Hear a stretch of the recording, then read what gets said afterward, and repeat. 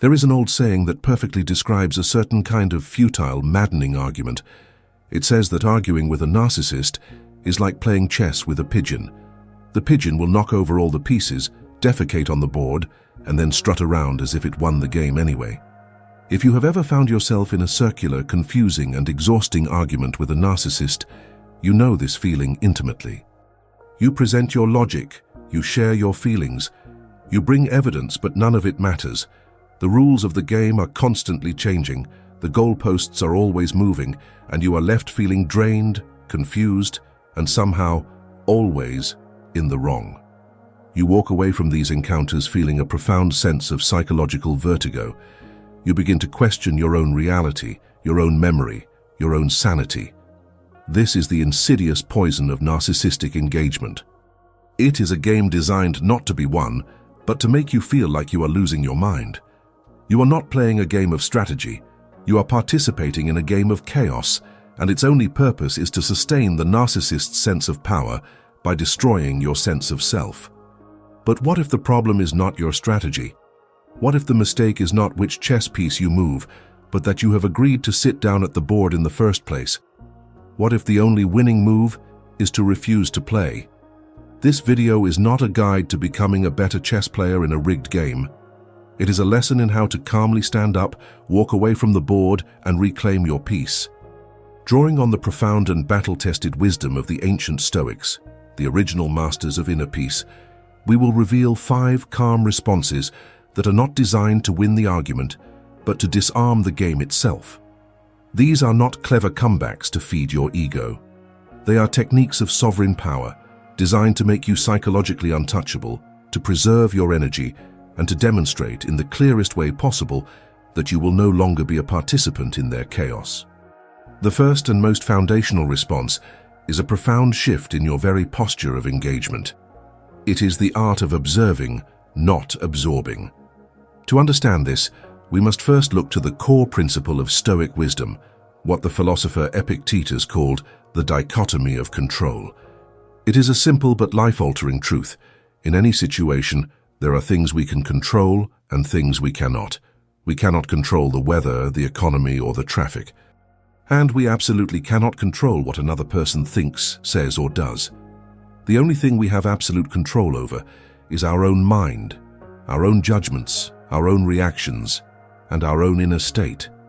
The narcissist's power over you exists only in the space where you forget this truth. You believe it is your job to manage their anger, to correct their false accusations, to absorb their emotional chaos. The Stoic path is to reclaim this power by refusing to engage with what you cannot control. Think of a narcissist's attack, their criticism, their blame-shifting, their gaslighting, as a poisoned arrow. When this arrow is fired at you, your conditioned response is to catch it. You grab it mid-air, you hold it, you examine it. You argue with the arrow. This isn't a fair arrow, the arrow is wrong. How dare you shoot this arrow at me? You are now holding the poison in your own hands, and the battle has begun. The response of observing, not absorbing, is the practice of becoming like clear air. You do not try to catch the arrow, you simply observe it as it flies past. You note its trajectory, its speed, its color, and you let it pass, understanding that it was never truly about you. It was about the archer. What does this sound like in practice? It is the art of responding not to the content of the attack, but to the emotion behind it. You respond with a calm, neutral observation. Let us imagine a scenario. The narcissist says in a tone of frustration, "You are always so disorganized. I can never find anything in this house." The old response, the one that catches the arrow, would be to defend yourself. "That's not true. I cleaned the entire kitchen yesterday. You're the one who leaves things everywhere." And just like that, you are on the chessboard and the pigeon is winning. The Stoic response is to let the arrow fly past. You take a calm, grounding breath. You look at them not as an enemy, but as a person in a state of emotional distress, and you respond with a simple observation. "I can see that you're feeling really frustrated with the clutter right now." Or, "It sounds like the disorganization is really bothering you today." Notice what you have done. You have not agreed that you are disorganized. You have not accepted the blame. You have simply and calmly acknowledged their emotional reality. I see that you feel this way. This is profoundly disarming to the narcissistic pattern for two reasons. First, it gives their ego a tiny piece of validation that it craves, which can momentarily calm the storm. Second, and more importantly, it gives their attack nothing to hook into. You have refused to be the other soldier on the battlefield. You are no longer a defendant, you are an observer. Another example. They say, "You always take things too personally." The old response would be to get defensive, and in doing so prove their point. The Stoic response is a calm, slightly detached observation. That's an interesting perspective. Or, I'll have to think about that. These phrases are not passive aggression. They must be delivered from a place of genuine, calm neutrality. They are a verbal boundary. You are communicating without aggression. I have heard your words, but I am not required to absorb them as my truth. This is the first and most powerful step in disarming the game. You are learning to observe the storm from the safety of your own inner house, instead of running outside to argue with the rain. The second response is a tool of immense power, to be used when the narcissist is attempting to cross a clear boundary you have set. To understand its effectiveness, you must first understand the narcissist's goal. When they challenge your boundary, their objective is not to understand your reasoning. Their objective is to pull you into the chaotic and confusing hall of mirrors that is their preferred battlefield. They want to debate, to deflect, to gaslight, to make you question your own reality until you are so exhausted and confused that you simply give in. The Stoic principle here is one of calm, unwavering consistency. A wise person does not change their reasoned principles simply because another person applies pressure. The technique to embody this is called the broken record. It is the art of calmly and neutrally repeating your boundary, without apology and without engaging in the debate. Let us imagine a scenario. You have set a clear and healthy boundary. You have said, "I am no longer willing to discuss my relationship with my mother with you. It is a private matter." The narcissist cannot accept this, as a boundary is a direct threat to their sense of control. They will immediately try to pull you into the hall of mirrors using a series of predictable tactics. First, they will try the guilt trip. They will say, "I can't believe you're shutting me out like this. I was only trying to help. You're being so sensitive." The old you, the untrained you, would take the bait. You would say, "I'm not being sensitive. I just feel that you're often critical." And just like that, you're in the hall of mirrors defending your feelings. The broken record response is to calmly say, "I understand you feel that way." And as I said, this topic is not up for discussion. Then they will try the gaslighting. They will say, "I wasn't even being critical. You're completely misremembering what I said. You're making things up." The old you would get hooked. You would start arguing about the facts of a past conversation, a battle you can never win.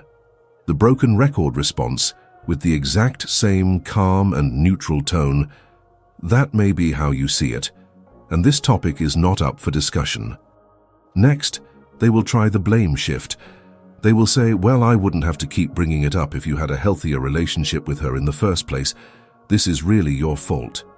The old you would be outraged, and you would begin to defend your entire life history. The broken record response, "I hear your opinion, and as I said, this topic is not up for discussion." The power of this technique is that it gives the narcissist's ego nothing to work with. You are not providing an emotional reaction for them to feed on. You are not providing an argument for them to dismantle. You are not providing a defense for them to attack. You are simply a calm, solid, and profoundly boring wall of your own truth. To a narcissist who thrives on the dopamine of drama and control, your calm consistency is the ultimate form of disarmament. They may escalate their tactics for a moment, but when they realize that they will only ever get the same calm, unwavering response from you, the game ceases to be fun. You have broken all the mirrors in the hall. They are left with nothing but the sound of your calm, repeated truth. And they will eventually be forced to retreat, not because they agree with you, but because you have made the game unwinnable for them. You have, with your calm, disarmed their chaos. This third response is perhaps the most advanced and, when mastered, the most devastatingly effective tool in the Stoic arsenal. It is to be used when the narcissist moves beyond challenging a boundary and launches a direct personal attack designed to wound your ego and provoke a strong emotional reaction. The response is one of amused indifference. To understand its power, we must first understand the fuel that a narcissist's ego runs on. This fuel is called narcissistic supply. Narcissistic supply is any and all forms of emotional reaction from you. It is the proof that they matter, that they have an impact, that they can control your inner world. Your admiration is a delicious meal for them. Your praise is a sweet dessert. But we must understand this crucial truth. Your anger, your tears, your frustration, and your fear are the most intoxicating drug of all. When you get upset, when you defend yourself, when you cry, you are giving them the most potent form of supply. You are confirming, yes, you have the power to affect me. You are significant. The woman who does not understand this will always lose the game. She believes that showing her anger is a sign of strength, or that her tears will elicit their empathy. But to the narcissist, both reactions are a victory. They have successfully provoked a response. They have been fed. The practice of amused indifference is the practice of completely cutting off this food source. It is the art of starving their ego. The Stoic principle here is the understanding that insults and provocations only have power if you judge them to be powerful. A wise person sees the tantrum of an irrational soul not as an attack to be feared, but as a spectacle to be observed. Think of the narcissist as a desperate performer on a stage. They live for the reaction of the audience. A loud cheer is wonderful, but a loud boo, a gasp of horror, or the sound of weeping from the crowd is also wonderful because it proves they are having an effect. The one and only thing a performer cannot stand, the thing that signals their ultimate failure, is a silent, indifferent, and slightly amused audience. An audience that watches the dramatic performance, calmly takes a sip of their drink, and then turns to their companion to discuss something else. This is psychological annihilation for the performer. What does this look like in practice? The narcissist fires their poisoned arrow. They say something designed to hit your deepest insecurity. You'll never be truly successful because you're just not smart enough. The old you would have reacted with a firestorm of emotion, either tears of hurt or a furious defense of your intelligence. A standing ovation of narcissistic supply. The woman practicing amused indifference does something else. She does not react. She maintains a calm, neutral facial expression. Perhaps just for a fraction of a second, the corner of her mouth quirks up in a tiny, almost imperceptible smile. It is not a smirk of condescension. It is the gentle, knowing smile of a wise adult watching a small child have a tantrum. It is a smile of understanding, not of engagement. And if she must speak, she uses a phrase that communicates that the arrow did not even land. That's certainly one way to look at it. Or noted, or the classic, I'll have to think about that. These phrases, delivered from a place of genuine calm, are devastating. They communicate, what you just said is so far removed from my own reality of myself that it does not even register as an attack. It is just meaningless noise. You have not counterattacked, you have not defended. You have simply and powerfully refused to acknowledge that a battle is even taking place. You have starved them. And an ego that is not fed cannot survive in your presence for long. The fourth response is one of the most counterintuitive, and for that reason, one of the most effective techniques for instantly disarming a verbal attack. It is a Stoic practice of radical self-possession that involves not resistance, but a surprising form of agreement. It is called the fogging technique. To understand how it works, we must first understand the physics of a conflict. An attack, a criticism, an insult, it is an energetic force that is projected from the narcissist toward you. This force expects and needs to hit a solid wall of resistance to have any impact. Your defensiveness, your counter-arguments, your explanations, these are the walls. The narcissist pushes, you push back, and the battle ensues. The fogging technique is the art of removing the wall. It is the practice of becoming like a thick, dense fog. When someone throws a punch at fog, what happens? Their fist passes right through it. Their force is met with nothing. They lose their balance, their energy is wasted, and they are left looking foolish and disoriented. This is what you will learn to do with their attacks. The practice is this. When a narcissist makes a critical or insulting statement, You do not argue with the entire statement. You find one small kernel of possible truth within their attack, and you calmly agree with it, without accepting the shame or the malicious intent behind it. Let us imagine a scenario. The narcissist in the middle of a disagreement says with a condescending tone, "The problem is you're just too sensitive. It's impossible to have a normal conversation with you." The old you, the one who provides a solid wall, would immediately become defensive. "I am not too sensitive. You are the one who is being cruel. I am being perfectly reasonable." And now the fight has been successfully ignited. The woman practicing the fogging technique does something completely different. She listens to the accusation, and she finds the grain of truth. Is she feeling sensitive in that moment? Yes, probably. And so she lets the punch fly through her. She takes a calm breath and says, with a neutral and reflective tone, "You might be right. I am feeling very sensitive about this topic." Notice the profound alchemy of this response. You have not agreed that being too sensitive is a flaw. You have not accepted their judgment.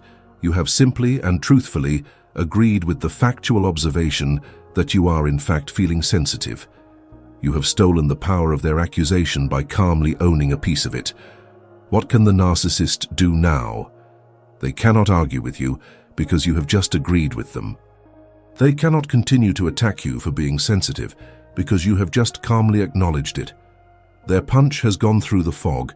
They are left disoriented, their entire line of attack neutralized in a single sentence. Another example, they say, "You never think about anyone but yourself." The wall of defense. "That's the most untrue thing I've ever heard. I do everything for you." The fogging response. "There's probably some truth in that. I have been very focused on my own needs lately." Again, you are not agreeing that you are a selfish person. You are simply agreeing with the observable fact that you have been focused on yourself. You have taken their poisoned arrow, calmly removed the poison, and handed back the harmless stick. This practice requires a profound level of self-worth because it demands that you are no longer afraid of being seen as imperfect. You are so secure in your own being that you can agree with a small truth in an attack without letting it define you. This is the quiet, unshakable power of the fog. It does not fight, yet it is completely impenetrable. The fifth and final response is your ultimate tool of sovereignty. It is the one you use when the other techniques are not enough, when the narcissist refuses to be disarmed and continues their assault. It is the final act of a woman who understands that her peace is non-negotiable. It is the practice of the strategic exit. The good girl, the woman caught in the trap of codependency, is terrified of walking away. She believes that leaving a conversation is a sign of failure. She feels a profound, almost sacred obligation to stay and work through it, to find a resolution, to fix the conflict. She does not realize that she is trapped in a burning house, and the person she is with is the arsonist who is enjoying the flames. Her attempts to put out the fire with a teacup of her own logical arguments are not just futile, they are an act of self-destruction. The Stoic, on the other hand, understands the ultimate wisdom. You cannot control the fire. You can only control whether or not you stay inside the burning house. The strategic exit is the moment you realize the house cannot be saved, and you calmly and without apology walk out the front door to save yourself. It is absolutely crucial to distinguish a strategic exit from a dramatic one. A dramatic exit, storming out, slamming the door, bursting into tears, is still a performance. It is a massive offering of narcissistic supply. It tells the narcissist, "You have succeeded in destroying my peace." A strategic exit is the opposite. It is not an emotional reaction. It is a calm, logical, and sovereign decision. It is an act of profound self-preservation.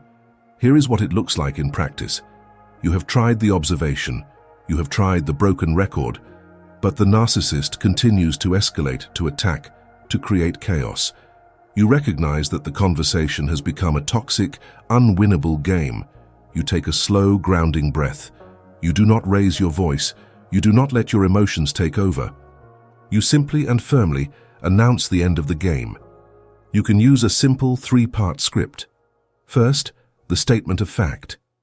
I can see we are not going to agree on this. Second, the statement of intention. This conversation is no longer productive for me, and I am not willing to continue participating in this dynamic. Third, the action. I am going to make a cup of tea and read in the other room. We can try to discuss this another time, if and when we can both be calm and respectful. And then you do it.